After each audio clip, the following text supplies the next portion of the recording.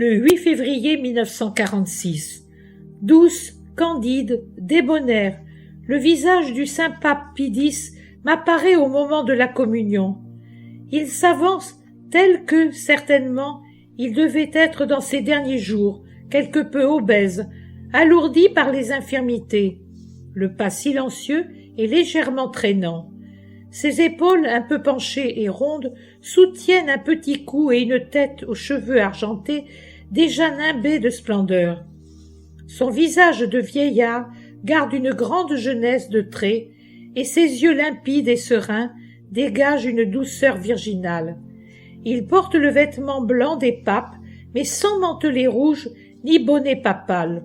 Oh non, c'est un prêtre vêtu de blanc au lieu du noir, rien de plus.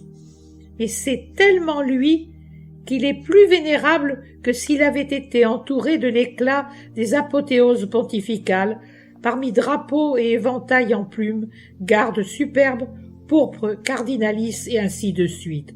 C'est le saint pape. Il lève une main courte et grassouillette pour me bénir en me disant « Que le Seigneur et Marie soient toujours avec toi, qui est bénie du Seigneur et de la Vierge Immaculée. Ne t'en fais pas, femme bénie, continue, continue sur ton chemin. Cela plaît au Seigneur. Sois simple, toujours plus simple, comme un enfant, l'un de ces petits-enfants que notre Seigneur bénit et aimait tant. Nourris-toi de l'Eucharistie, parce que tu es la petite hostie qui est consacrée seulement lorsque notre Seigneur Jésus-Christ se transsubstancie dans la grande hostie. C'est pourquoi, plus tu te nourriras de la Sainte Eucharistie, plus tu deviendras hostie avec lui.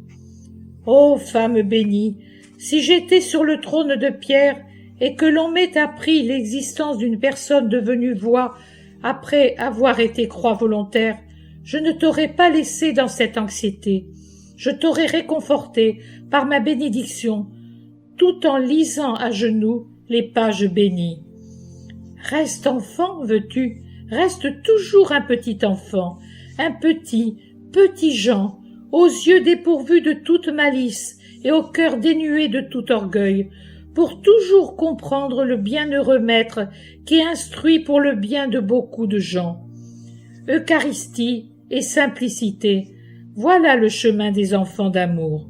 C'est celui de la petite Thérèse et aussi le mien, qui suis un pauvre serviteur du Seigneur, encore tout étonné d'avoir pu passer de l'état de simple prêtre à celui de souverain pontife. Il pleure doucement, aussi humble et saint dans ses larmes que dans son sourire. Puis il relève la tête, il me dévisage de nouveau.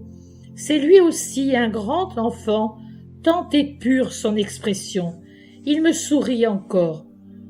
Je te donne ma bénédiction. Tu es contente? Je te bénis, âme du Seigneur et de Marie la très sainte. Continue avec foi et patience. Au paradis, on ne se rappelle plus rien d'autre que d'avoir toujours fait la volonté de Dieu, et on en est heureux. Le paradis est si beau qu'aucune belle chose que tu vois ne l'égale. Tu ne pourrais pas voir le paradis tel qu'il est, car ton cœur éclaterait. Quand tu en auras l'occasion, envoie ma bénédiction à cette âme bénie qu'est sœur Giuseppina. Dis-lui que son patriarche se souvient encore des instituts de Marie-Enfant et surtout de ceux qui lui sont si chers, de sa Vénétie. La paix soit en ces lieux et sur ceux qui s'y trouvent. Paix aussi à toi, petit enfant de mon Jésus. Adieu. Souviens-toi toujours du pape des enfants et de l'Eucharistie. De nouveau, il lève la main pour bénir et la blancheur de son vêtement de laine se change en une incandescence qui transfigure saint Pie X. Puis il disparaît.